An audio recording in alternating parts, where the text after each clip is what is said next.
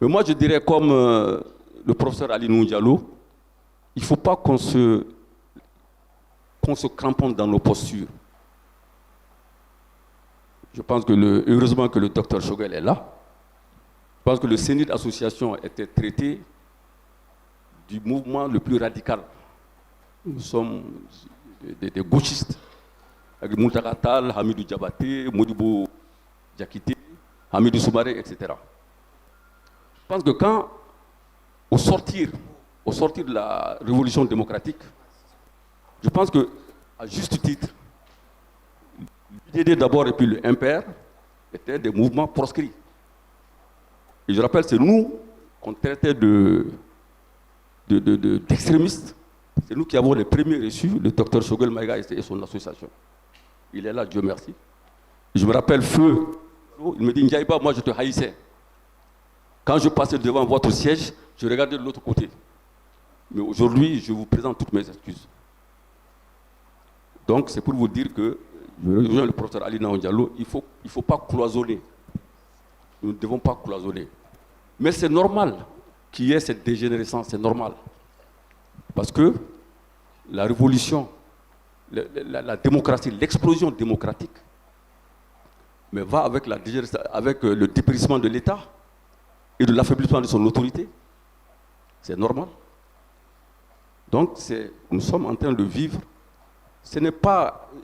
La situation où nous vivons n'est que l'aboutissement d'un processus de dégénérescence. Quand vous preniez la presse, les Échos, franchement, c'était la boussole de la révolution. Je rends hommage aujourd'hui aux journalistes des Échos, Adama, Sango, etc., etc. Vraiment, des gens qui ont animé le mouvement démocratique. L'aurore, avec Chouaïdou Diallo, et puis les Bécos sont venus. Il faut que les gens situent les choses dans le contexte. À l'époque, il n'y avait pas de...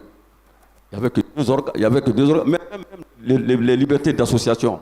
Il a fallu des juristes chevronnés comme Hamidou Diabaté et Muntaka Tall trouvent une faille dans la Constitution, dans les textes, pour nous permettre de créer ces associations. Je pense aujourd'hui, pour conclure, je ne serai pas long, que l'État, notre État est menacé dans ses fondements existentiels. Nous n'avons jamais connu cette situation-là. Le peuple contre les Dogons. C'est un peuple, un but, une fois le Mali. On était fiers de ça. La situation actuelle est déplorable. Je ne sais pas comment nous devons arrêter ce processus mortel qui risque de nous amener tous. Nous devons, je pense que, nous ressaisir. Les acteurs du mouvement démocratique, les autres, nous devons nous ressaisir pour sauver notre pays. Aujourd'hui, il s'agit de sauver le Mali. Il s'agit de sauver le Mali. Notre pays, aujourd'hui, nous devons tous nous donner la main pour traverser cette passe difficile. Passe difficile. Donc, je vous remercie. Bien noté. Sinon, le parti au pouvoir a été invité. Il y a même un panéliste du parti au pouvoir, mais personne n'est venu. Il faut aussi le noter. Il n'y a personne du parti au pouvoir qui ait répondu à notre invitation. Merci. Bon. Bonjour. Chahana, dans son introduction, a déploré le fait qu'il a l'impression que les Maliens fuient le débat. Je suis d'accord avec vous et je pense même que c'est le signe d'un certain malaise. On est dans une situation difficile que pour s'en sortir, il faut accepter de débattre. Alors pourquoi les gens ont peur de ce débat? C'est vous, la faute est de vous, c'est vous qui avez fait ça, et certains ont même parlé de trahison. À mon niveau, j'ai essayé de contourner cette histoire. Parce que moi, je me dis, à supposer même qu'il y ait eu trahison, je me suis posé la question, qu'est-ce qui a fait que le mouvement démocratique n'a pas su faire face à cette trahison? C'est en poursuivant cette réflexion que je suis arrivé à la conclusion, pourtant qui était à côté, mais qu'on ne voyait pas. Si le mouvement démocratique a pu venir à bout de la dictature, c'est qu'elle a su se surpasser en s'unissant. Alors, si le mouvement démocratique, maintenant, une fois le pouvoir venu au pouvoir, Pascal Baba Coulibaly, en citant Mohamed Lamine Traoré, disait qu'il a dit que la lutte unie et le pouvoir désuni. Alors, qu'est-ce qui a fait que le pouvoir nous a désunis? Et j'avais dit que nous assistons à ce qu'un remake de la dispersion des Mandinka. Vous savez que l'empire du Mali s'est désagrégé quand les Mandinka se sont dispersés. Soni Alibert est parti avec les Songoï et ça a amené à l'affaiblissement de l'empire. Donc le mouvement démocratique, une fois arrivé au pouvoir, justement, s'est désagrégé. En tout cas, elle s'est dispersée. Et c'est ce qui a fait que, il faut l'admettre, d'abord, je dis ce qui est arrivé, les événements, il faut dire la signification des événements du 26 mars. Et là, je serais obligé de citer quelqu'un qui n'est pas là et qui est un acteur du mouvement démocratique, mon collègue, le professeur Abdul Karim Traoré dit Diop. Qu'est-ce que Diop disait? On ne le répétera jamais assez, le 26 mars 1991 n'a pas été un coup d'État militaire, mais bel et bien une révolution, issue d'une insurrection populaire. C'est un fruit mûr, si mûr qu'il gichait déjà à terre, que les militaires sont allés cueillir à Koulouba dans la nuit du 25 au 26 mars 1991. Mais le boulot était déjà fini à belle lurette. Telle est la vérité sur la révolution malienne du 26 mars. Une révolution menée de bout en bout par un peuple en colère contre l'injustice et l'exploitation de ses ressources par un clan et ses affidés. Et Diop de continuer. On ne le répétera jamais assez. Nous devons continuellement expliquer aux jeunes générations que notre démocratie ne nous a pas été octroyée, mais qu'elle a été conquise au prix octroyé fort. Donc, si c'est une révolution, et il faut se dire qu'il y a une vérité qui dit que les révolutions se terminent rarement par des lendemains qui chantent. Donc, les grands théoriciens de la révolution, Marx et Engels, ont dit qu'il y a toujours un décalage entre les proclamations subjectives et les résultats objectifs dans toute révolution. Si on traduit ça dans le cas du Mali, l'objectif affiché par le 26 mars, la révolution du 26 mars, c'était Ante Korolien fait faux croix et effectivement le Kokadje. Donc, comme toutes les autres révolutions, il y a eu un décalage entre ces objectifs. La Révolution française d'ailleurs, liberté, égalité, fraternité, on sait que des siècles durant, nous avons fait 171 années après la Révolution française pour avoir notre liberté. Donc l'égalité, et tout le monde sait que la solidarité, une France solidaire, la France n'est pas encore solidaire. Donc le combat continue. Donc autrement dit, le 26 mars n'échappe pas à la règle générale qui fait qu'une révolution, elle proclame des objectifs et il y a toujours un décalage entre les résultats et ces objectifs. Bon, moi, mon problème, ce n'est pas pourquoi nous n'avons pas atteint les objectifs que nous nous étions fixés. Pourquoi? Certains diront que oui, il y a des gens qui ont trahi et il y a des gens qui n'ont pas... Il y a eu trahison. Mais moi, je vais au-delà. À mon avis, nous n'avons pas atteint nos objectifs parce qu'une fois qu'on a renversé le dictateur, nous nous sommes dispersés. Et on n'était pas capable de faire... Parce que Corollaire Croix, c'est quoi? C'est un nouvel État. Un État démocratique. Donc aucune de ces forces prises individuellement ne pouvait arriver au pouvoir, essayer d'atteindre ses objectifs. C'est le défi, vous avez parlé de défi.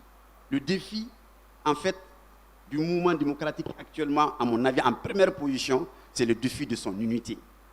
Comment restaurer cette unité pour parachever un processus qui, pour la plupart de nos concitoyens, la révolution malienne a un goût d'inachevé. Alors comment le faire? En son temps, au niveau de mon association, l'ADEMA Association, j'ai dit que la seule solution c'était d'unir le mouvement démocratique autour d'un objectif, d'un programme de gouvernement commun. Et j'avais dit qu'il faut un gouvernement d'union nationale. C'était la seule solution. Un gouvernement d'union nationale qui n'est pas un partage de gâteaux, mais un objectif fixé. Et les défis sont tellement immenses. Construire un nouvel État démocratique, développer le pays, consolider l'État de notre nation, parce que j'avais dit aussi que la crise actuelle que nous traversons est due à l'état de notre État et à l'état de notre nation. Donc, pour passer tout ça, c'est ce qu'il fallait faire. Donc, je ne vais pas monopoliser la parole pour nous résumer, 27 ans après, le défi qui se pose au mouvement démocratique, c'est son unité. Si nous ne nous unissons pas, nous ne pouvons pas, et nous allons tous sombrer, qu'il faut apprendre à vivre ensemble comme des frères ou mourir comme des idiots. Je dirais que s'il y a eu trahison, il y a eu trahison du Mali. Sinon, tous les acteurs du 26 mars ont été tous conviés dans la gestion de l'État et chacun a eu sa part de gâteau. Le mouvement démocratique était certes divers, mais dans la gestion du pays, chacune des composantes a eu à gérer ce pays. Maintenant, comment a été le bilan? Comment est le bilan? Mauvais, bon ou mitigé? Je crois que le peuple malien aujourd'hui sait que le bilan a été plus que mitigé. Parce que notre pays, nous vivons la crise une crise existentielle. Donc c'est l'État, la nation même, la vie du Mali même, l'existence même du Mali qui est en jeu. Donc si les acteurs du mouvement démocratique sont là tous réunis, face à qui? Face à qui? Face au peuple malien. Parce qu'ils ont tous géré. Aujourd'hui, on parle d'éviter l'autoflagellation. Non, c'est le peuple qui flagelle. Parce que c'est toujours les mêmes acteurs qui sont là. Et aujourd'hui, qu'est-ce que le peuple veut? Le peuple veut un changement. Le mouvement démocratique, crier à l'unité du mouvement démocratique, cela est dépassé. Il faut d'autres acteurs. Parce que les acteurs qui ont eu à gérer ce pays pendant 27 ans ont échoué. Je ne dis pas qu'ils n'ont rien fait. Il y a eu des acquis. Mais ce qui compte aujourd'hui, le Mali, si un Premier ministre doit supplier je ne sais pas comment qualifier ces personnes qui sont là-bas, doit supplier pour faire un déplacement au nord. Quand le chef de l'État ne peut pas se déplacer au nord, vous dites, le bilan c'est quoi? Quel est le bilan? Donc moi je crois 27 ans après, s'il y a eu des acquis énormes, c'est comme autre. Non, ce n'est pas ça qui compte aujourd'hui. Parce que tous les pays, attendez, quelqu'un vient de Mouchon, tous les pays, nous suivons l'évolution de tous les pays. Ce qui compte pour nous Maliens aujourd'hui, comment changer la gouvernance. C'est ça la question. Donc, Takiou, je crois que le véritable débat, ce que nous a fait amener ici, c'est comment améliorer la gestion. Belko a dit, l'une des demandes fortes, c'était la justice. Qu'en est-il aujourd'hui? L'une des demandes fortes, c'était la lutte contre la corruption. À quel niveau est cette lutte aujourd'hui?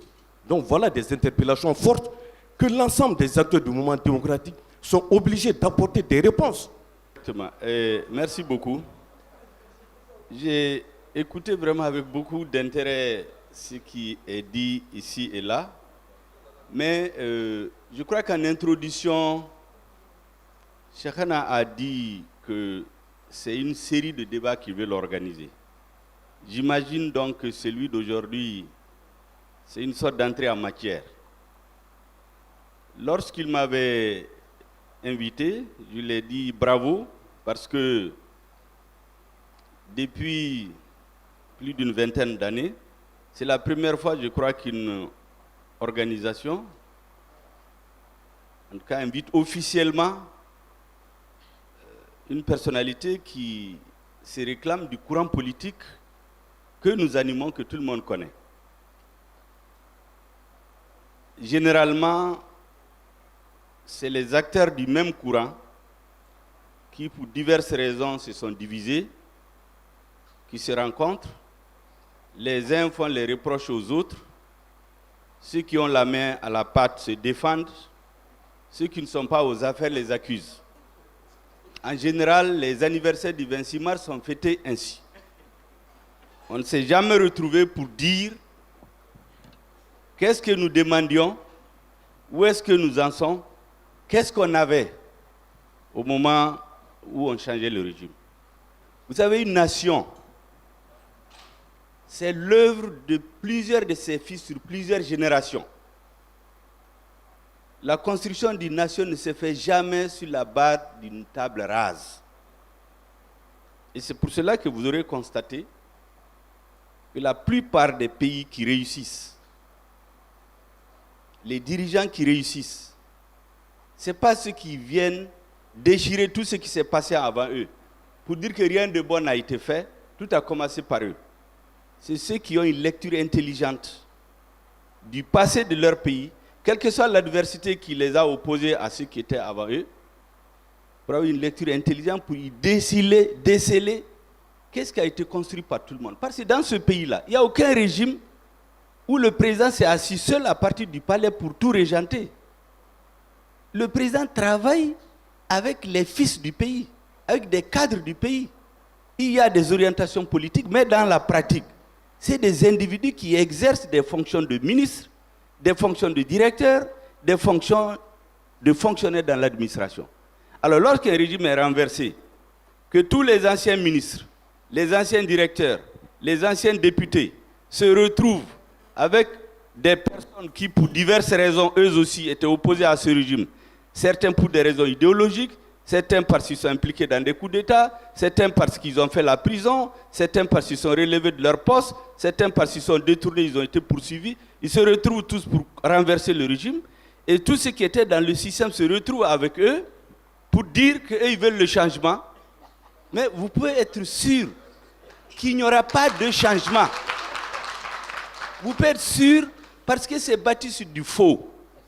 Et tout ce qui est bâti sur le faux, ça finit par s'écrouler.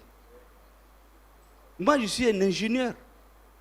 Et vous savez, tout raisonnement que vous tenez, lorsqu'il y a une graine de faux là-dedans, peut-être quand c'est les avocats, ils peuvent retourner, mais en mathématiques et dans la construction, ça s'écroule à la fin. Quand vous vous trompez pour remplacer un moins par un plus, vous allez faire toute la journée à réfléchir. Le résultat, c'est du faux, ça va s'écrouler. Parce qu'on a manqué souvent d'honnêteté intellectuelle vis-à-vis du peuple malien. Le professeur Ali Diallo a une qualité que beaucoup n'ont pas au Mali. C'est quelqu'un qui s'assume. Il a du courage physique. Il a l'honnêteté intellectuelle de les défendre. Il ne se cache pas derrière des gens pour défendre. Et il accepte la contradiction. Moi, je dis que parmi ceux qu'on appelle les mouvements, les acteurs du mouvement démocratique, c'était le seul qui avait accepté, lorsque nous avons créé notre parti, à discuter avec moi pour constater à la fin qu'on n'est pas d'accord, mais au moins on a parlé. Mais il n'échappe pas à la mouvance générale qui consiste à dire que rien n'était bon avant eux. Aujourd'hui, je l'ai vu faire quelques corrections, mais il a fini par une chute un peu romantique qui n'était pas tellement vraie, parce que quand il a dit que quand Moussa Traoré est venu de Markala, il a demandé dans quel Bamako on l'amène parce qu'il a vu les échangeurs. Moussa est venu de Markala, il a traversé le deuxième pont pour aller à Djikroni. Le deuxième pont a été construit sous Moussa Traoré. Les échangeurs ont été construits sous ATT. Donc, ce n'était pas fait. Quand Moussa est venu de Markala, il n'a pas vu le Bamako dont vous parlez. Heureusement qu'il a dit que c'était un roman. Ça, c'est un. Mais il a ajouté que la route Sévaré-Gao a été construite sous la Deuxième République. Je vais vous raconter une petite histoire. J'ai été à Gao en 1996. Quand j'ai fait le meeting, il y a des gens qu'on a montés comme ça se fait d'habitude pour dire que je suis en train de dire des choses qui ne sont pas vraies. J'ai posé la question. J'ai dit, mais supposons que moi je suis président aujourd'hui. Qu'est-ce que vous voulez? La première des choses. Les gens ont levé la main et disent, il faut nous faire la route Gao-Labzanga. J'ai dit, c'est tout. Un président qui vous fait ça, vous direz qu'il a travaillé 18. J'ai dit, mais est-ce que vous vous rappelez combien fait Sévaré-Gao? 500 et quelques. J'ai dit, ça a été construit quand? Dans les années 80. J'ai dit, est-ce qu'il y a dans cette salle des gens qui se rappellent avant la construction de cette route, comment Gao était relié au reste du Mali? De Mopti à Gao, les gens faisaient 2 semaines, 1 mois. Il y en a qui mouraient de soif dans le désert. J'ai dit, donc quand on vient vous dire que rien n'a été fait, vous ne devez pas accepter ça. Aujourd'hui, vous demandez 240 km, c'est Gao-Labzanga, qui n'était même pas très dangereuse. Je suis allé à Diré, j'ai fait le même meeting. J'ai dit à Diré, si tout le Mali disait que Moussa Traoré n'a rien fait, vous ne devez pas le dire. Parce qu'il avait son slogan, faire de Diré la porte de l'UDPM, la vitrine de l'UDPM aux portes du désert. Il y avait une stratégie qui avait été adoptée pour développer l'agriculture dans les zones qui étaient aux portes du désert. C'est pourquoi le riz, le blé, l'oignon, tout coûte 2 fois moins cher à Diré qu'à Bamako. J'ai dit donc, vous ne devez pas accepter ça. C'est des slogans politiques pendant une campagne. Alors, le grand problème qu'on a, je vous le dis, c'est parce qu'on refuse de reconnaître tout ce qui a été fait avant. Et tant que les dirigeants vont faire cette politique-là, ils vont toujours tomber dans les erreurs. Ils vont continuer à tourner en rond. Les régimes vont changer, le peuple va continuer à être la victime. On a fait le tour. J'ai entendu Koné faire un long développement que j'ai apprécié. Mais lorsqu'il a expliqué comment le Mali est devenu après le changement de régime en 1991, il a fait des digressions qui ne sont pas justes. Il dit que dans la sous-région, tout le monde savait comment le Mali était vu. Mais eux, ils étaient des étudiants qui avaient quitté le Mali en cette période. Dans la sous-région, dans quelle école de la sous-région les Maliens n'étaient pas les meilleurs? À l'extérieur, partout. Et aujourd'hui, c'est les derniers de la sous-région. On n'accepte même pas le bac malien dans la sous-région. Il a parlé des CESCOM, que les Sénégalais sont venus prendre l'administration. Je vous dis, les CESCOM datent de la période de l'UDPM. Ça s'appelait les centres de santé communautaires. L'Organisation des Nations Unies a envoyé des experts ici pour pouvoir étendre cette politique à l'ensemble des pays sous-développés. Une mission des Nations Unies est venue ici. La politique des médicaments essentiels qu'on appelle l'initiative de Bamako, c'est ce qu'on a transformé après avec différentes appellations. Mais on a trouvé tout ça, on a dit non, il n'y avait rien, il faut qu'on invente tout. Donc quand on est devant effectivement des étudiants qui ne savent pas, ils vont croire que c'est vrai. La politique de santé communautaire, c'est une initiative de la Deuxième République. Elle a été développée après, c'est tout à fait normal. Les lycées, les gens disent que les lycées, on a construit beaucoup de lycées, mais ce n'est pas de beaucoup de lycées que le Mali a besoin dans ce système éducatif. C'est vrai, on a besoin des lycées, mais le Mali a besoin des écoles professionnelles. À quoi ça sert de construire des lycées pour se trouver avec des étudiants qui ne peuvent pas aller à l'université parce qu'il n'y a pas d'université, ou qui finissent l'université et n'ont pas du travail? Parce qu'on cherche à faire plaisir aux gens à court terme. Tous les gouvernements qui sont en perpétuelle campagne, c'est ce qu'ils font. Il fallait investir dans les écoles techniques et professionnelles, dans les écoles agricoles. Mais cette politique était là, ça a été mis à côté. On a dit non, parce que quand tu construis les lycées, les députés demandent des lycées, ils sont dans Dans leur circonscription, ils sont 4. Or, il fallait tout simplement prendre le système qui existait, regarder ses défaillances, qu'est-ce qui n'était pas bon là-dedans, on le corrige, on continue. Surtout que ce sont les mêmes cadres qui ont fait tous ces travaux de réflexion, qui se sont retrouvés du jour au lendemain de l'autre côté. Mais ils n'osent pas parler parce que celui qui ose dire attention, quelque chose avait été fait avant, on le sort. Alors donc je pense que ça, il y a ce manque d'honnêteté intellectuelle souvent et de manque de vision de l'histoire qui fait notre erreur. Regardez, on a parlé de la presse, j'ai vu les gens parler beaucoup de la presse. Mais personne n'a eu l'honnêteté intellectuelle de dire que la liberté de la presse a été restaurée par la loi 88-58 de 1988, 3 ans avant le 26 mars. Les Échos, Aurore, tous les journaux auxquels on se réfère là ont été créés sur la base de cette loi. Et je vous demande d'aller lire cette loi et vous la comparez à la loi qui a été votée en 93. Pour ceux qui sont spécialistes, vous allez les comparer. Vous verrez laquelle est plus répressive. Et de la création des Échos, ensuite Aurore à la chute du régime. C'est vrai, il y a quelqu'un qui a parlé de contexte. Vous savez, chaque action d'un gouvernement, quand vous le sentez de son contexte historique, pour faire des développements à partir des réalités d'un moment donné, votre appréciation ne peut pas être juste.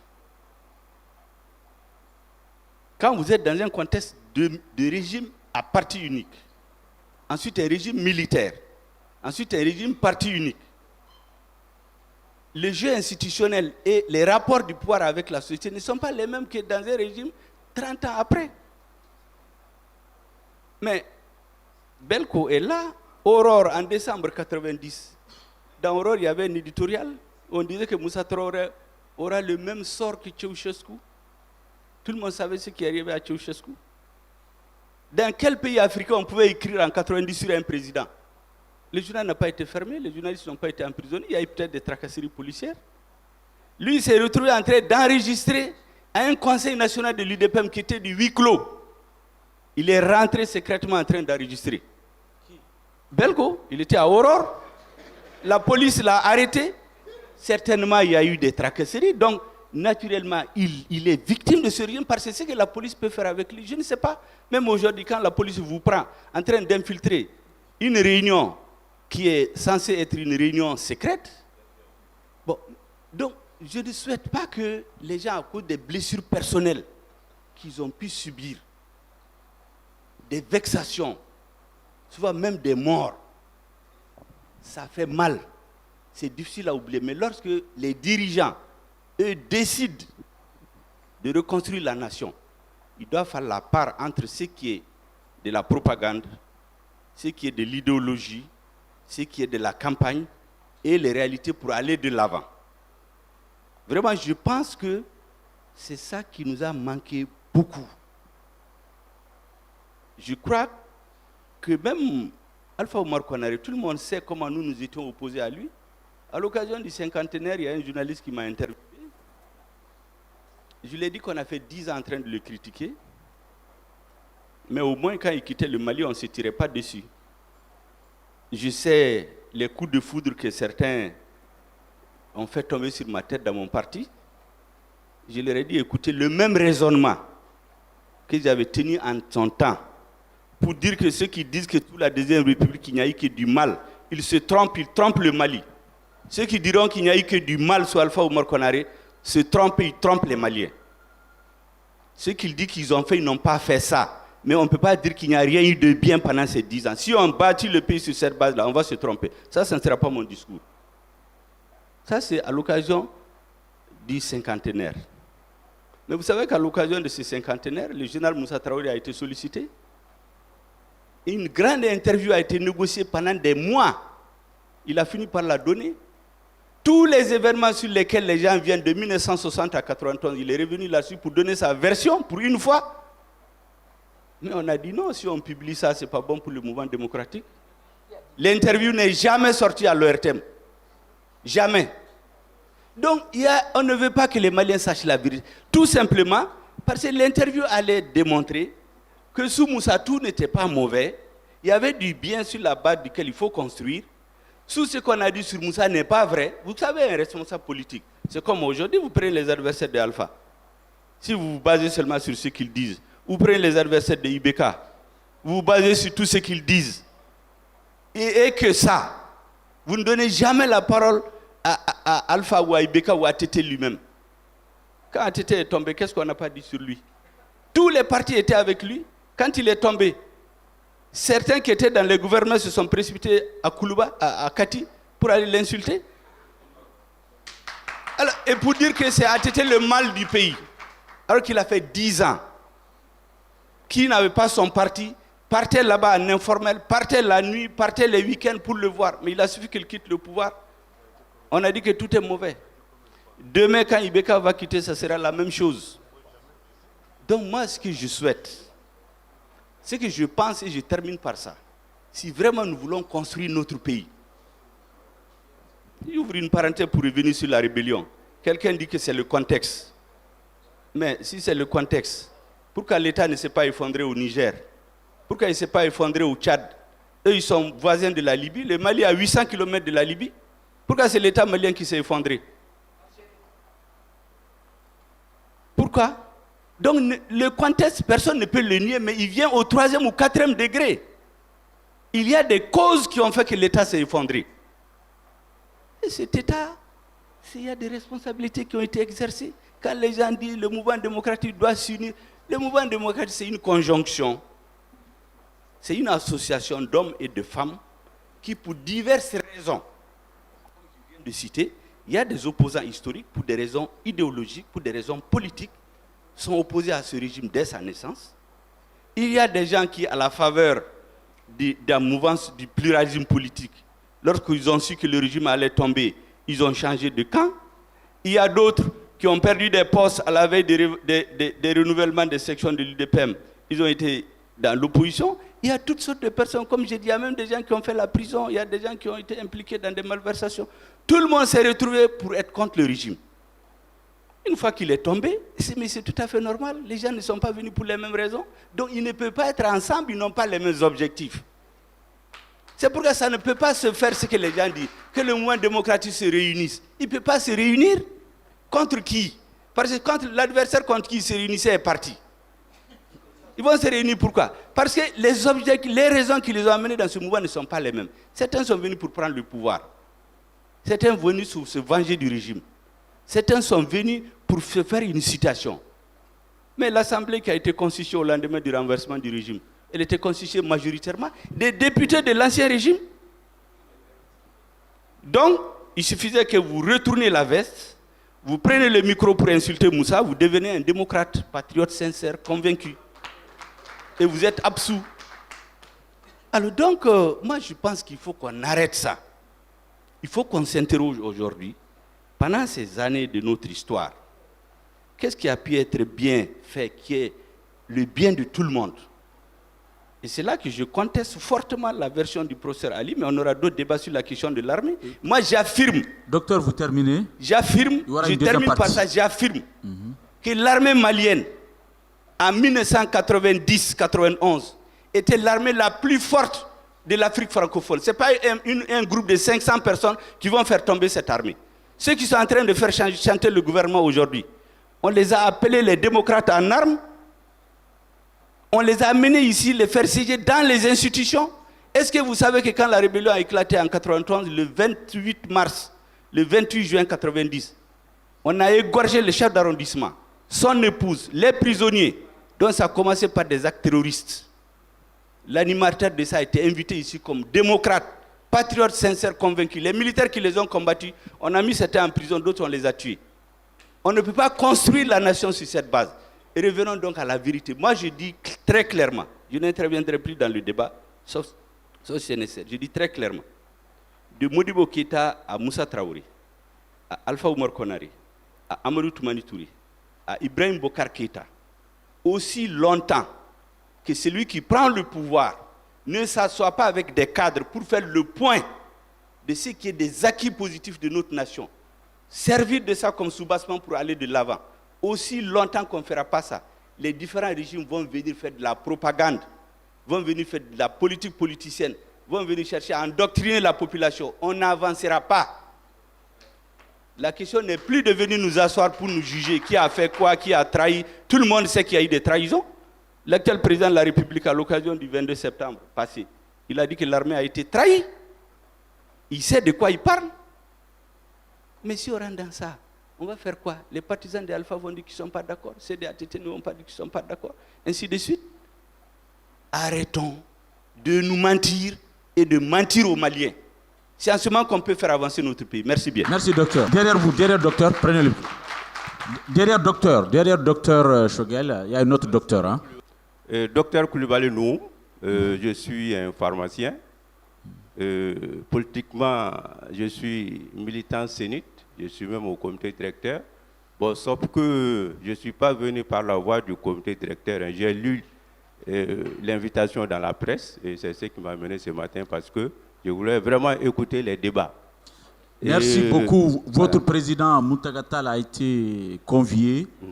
Après, il dit que le secrétaire général de la section Sinide de Ségou, sa fille doit se marier ce dimanche. Obligatoirement, il faudrait qu'il soit à Ségou.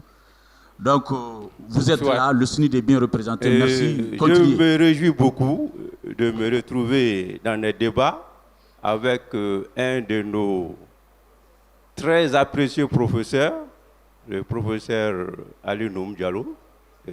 Moi, j'ai soutenu en 89. Il comprend que nous sommes peut-être parmi ses derniers élèves. Et les événements de 90-91, j'étais en train de faire mes premiers pas dans la profession. Et j'ai encore une marque sur une de nos portes métalliques. Elle a été transpercée par une balle. On a gardé la trace comme mémoire. Ceci dit, moi je pense que le décor est bien planté. Il y en a qui ont trouvé que le bilan est bon. Certains, mon ami Fofana, on a beaucoup travaillé ensemble. Il était au ministère de la Santé pendant que j'étais à l'ordre des pharmaciens. Il a trouvé que le bilan est mitigé. Et il y en a qui ont été beaucoup plus catégoriques, beaucoup plus négatifs pour dire qu'il n'est pas bon. Et quand on vient d'écouter un des grands acteurs de la scène politique du Mali, le docteur Choguel, il a donné une leçon pédagogique, très pédagogique. Et pourquoi? Il a dit, mais en fait, toutes les périodes que nous avons traversées ont leurs points forts et leurs points faibles. On ne peut pas le dire mieux. Et maintenant, ce que je vais vous dire, peut-être ça va surprendre certains, mais l'auteur lui-même, peut-être qu'il ne sera pas surpris. Je parle de Konaté, Amadou Konaté. Il était devant moi ici. J'étais derrière lui, il causait, je n'étais pas invité à la causerie. Et donc, c'est une oreille indiscrète qui a capté sa causerie. J'ai dit, il a fini le débat avant de monter sur le plateau. Et qu'est-ce qu'il a dit? Il dit, mais si un fils s'adresse à son papa, disant que le papa n'a rien fait, c'est tout simplement parce que il ne sait pas tout ce que le papa a fait, a consenti comme effort pour marier sa maman. Et moi j'ai dit, il a fini le débat avant de monter sur le plateau. Parce que, pourquoi je dis ça? Je vais ajouter une autre anecdote. Hier tout près, j'ai un parent qui a fait un accident mortel de voiture après Antigua, quelques kilomètres après Antigua, en allant vers Ségou. Alors, personne n'a dit d'aller récupérer les cadavres à pied. On s'est précipité, on était préoccupés pour trouver une autre voiture pour aller chercher les victimes. Alors, celui qui a créé la voiture, celui qui a inventé la voiture, alors, son invention a échoué ou bien ça a réussi? Et je vois même en plein centre ici à Bamako, il y a un accident, on dit non, ne touchez pas à la victime. C'est une autre voiture qu'on appelle. et qui va venir récupérer la victime. Or, c'est une voiture qui a fait l'accident. Et moi, je pense qu'au lycée, j'ai fait des sciences exactes et la façon de poser le problème influence beaucoup la méthode à choisir pour la résolution. Et moi, je pense que ce débat pouvait être posé en d'autres termes. Là, le journaliste Tamboura a déjà ébauché cette façon de poser le problème. La question n'est plus est-ce que le mouvement démocratique a réussi ou échoué? Cette question n'est plus à l'ordre du jour. Et vous allez m'excuser l'expression, elle est complètement anachronique. La réponse ne nous amène rien. Je vais vous dire pourquoi. Est-ce que quelqu'un dans la salle est d'accord qu'on retourne au monopartisme, au parti unique? Est-ce que quelqu'un dans la salle est d'accord qu'on revienne au parti unique? Alors, est-ce que quelqu'un dans la salle est d'accord qu'on enlève à la presse la liberté? Konaté l'a dit au début, c'était les Échos. Un journal. Aujourd'hui, il y en a combien? Est-ce que quelqu'un est d'accord dans la salle qu'on ferme toutes ces presses? Les hommes politiques aujourd'hui, quel est l'homme politique aujourd'hui qui ne passe pas par les réseaux sociaux pour faire passer ses messages? Et qui serait d'accord avec nous aujourd'hui qu'on ferme tous ces réseaux sociaux? Alors, qui aujourd'hui peut dire les gens se réunissent trop, on enlève la liberté de réunion?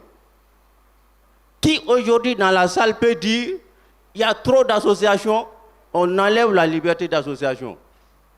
Moi, je pense que le mouvement démocratique, ce n'est pas un homme qui est au pouvoir. Non, lui, c'est un homme politique. Par des circonstances, il est arrivé au pouvoir, il fait ce qu'il peut. Mais le mouvement démocratique, c'est un idéal. C'est une vision. Et cette vision veut le multipartisme. Aujourd'hui, il existe au Mali. On a combien de partis politiques? Cette vision veut la liberté d'association. Aujourd'hui, on a combien d'associations au Mali? Cette vision veut la liberté de presse. Aujourd'hui, on a combien de médias au Mali? Combien de radios? Combien de journaux? Rapidement, docteur, rapidement. Voilà. Donc, moi, je pense qu'aujourd'hui, la question qui devait se poser et qui doit faire les débats, parce qu'on est en période préélectorale, ces débats devraient être quoi? Qu'est-ce qu'on a fait des idiots du mouvement démocratique? Qu'est-ce qu'on a fait des outils qui sont à notre disposition parce qu'il y a eu cette lutte? C'est comme les indépendances. Quel est le pays aujourd'hui qui va dire non, moi je reviens à la colonisation parce que mon indépendance a échoué? Bon, il s'agit de voir les fils du pays aujourd'hui, qu'est-ce qu'ils font de l'indépendance de leur pays? On ne peut pas se plaindre parce qu'on t'a donné ton autonomie.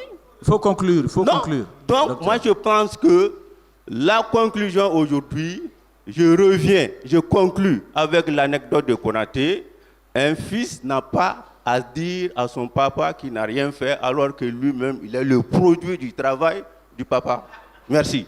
Merci, docteur. Si je vous remercie et je salue la presse, évidemment, dans son ensemble, parce que ce que la majorité fait, c'est ce qui compte.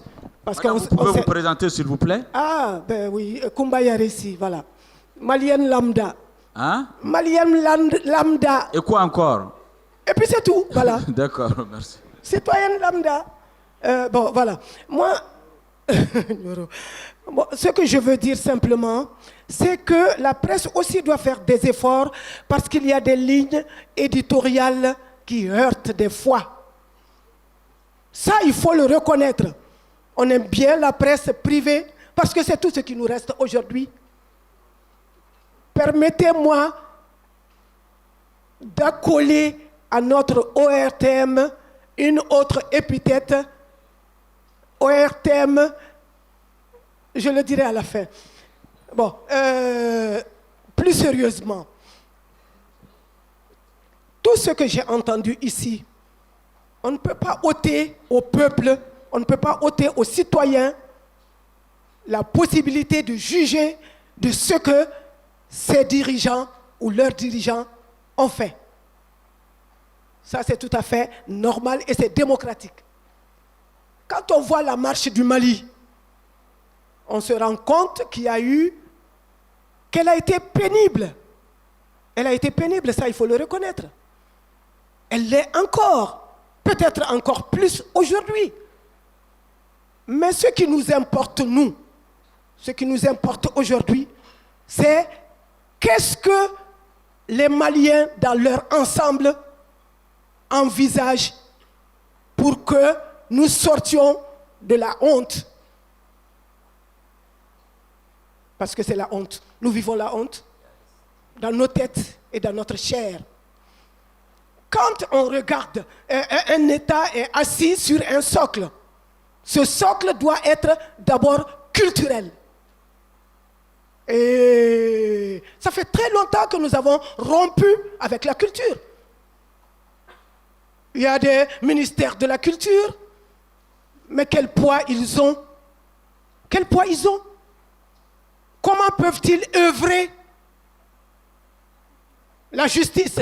Tout le monde sait que la justice sociale, entre autres, est un socle de la démocratie. Qu'en est-il aujourd'hui? Depuis plusieurs décennies, comment est distribuée la justice? Et pendant qu'on y est, le ministère de la Justice, c'est quoi? 1% maximum du budget national. 1%. Pour quel résultat? Il faut voir, hein? On fixe des objectifs, on s'en donne les moyens. On ne fait pas semblant d'être démocrate. On est démocrate où on trompe le peuple, on trompe l'opinion internationale. Moi, c'est la conclusion à laquelle j'arrive. Et pour réparer tout ça, nous, peuple, nous souhaitons des institutions fortes. Des institutions fortes parce que tout le pouvoir est concentré entre les mains d'une seule personne. La personne, elle n'a rien fait. Hein. C'est les lois qui ont été votées. Et nous l'avons accepté. Il faut que ça s'arrête. Il faut des contre-pouvoirs. Heureusement qu'on a la presse. Heureusement. Oui, même s'il y a quand même des dérapages, heureusement qu'elle est là.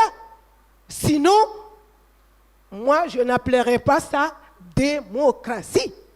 D'accord, madame, il faut conclure rapidement. L'intérêt général, oui, je vais faire rapidement. Vous avez parlé genre, les hommes ont parlé 20 minutes. Vous pouvez souffrir quand même que je termine dans 2-3 minutes. Monsieur, je veux souffrir ça, madame. Hein? Voilà, merci. Je vous remercie. Souffrir, hein? Donc, nous voulons des institutions fortes, des institutions réduites. Il faut en réduire le nombre. Quand vous parlez corruption, vous avez la cascade, vous avez le vérificateur. En Afrique du Sud, rien que la médiature remplit cette fonction. Donc, vous avez créé, ils ont créé, pas vous, ils ont créé des institutions partout. Budgétivores, inefficaces. On en est où? Parce que la vraie question, c'est ça. L'homme, quand il a tout le pouvoir, il l'exerce avec ivresse. Ce n'est pas X ou Y. Ça peut être n'importe qui d'entre nous. Donc, qu'on revienne aux fondamentaux, qu'on interroge notre histoire, notre culture pour asseoir, pas une constitution à la napoléonienne, enfin, comment dire, le code napoléonien, mais il faut s'inspirer d'autres constitutions africaines. Je vous remercie, Stakana. Ibrahim Chokari, je suis journaliste réalisateur, mais au moment de la démocratie, j'étais enseignant et j'étais à l'école de Missira, ici tout près. Et j'ai participé activement au mouvement démocratique. Et avec le ministre Ndiaïba, en commune 1 du district de Bamako. Donc je veux dire, c'est vrai, le mouvement démocratique a eu des acquis. Et des acquis qui sont certains et qui ne sont pas négligeables. Parce que quand on cherchait la démocratie, qu'est-ce qu'on a cherché? C'est la liberté de réunion, la liberté de la presse et la chute du régime dictatorial. Et nous l'avons acquis. Mais malheureusement, nonobstant le résultat encourageant du mouvement démocratique, il faut le dire. Le mouvement démocratique, avec les associations, quand on a créé les partis, chacun disait mon parti, mon parti, mon parti. Et qu'est-ce que ça a amené? La disparition de la patrie. La patrie.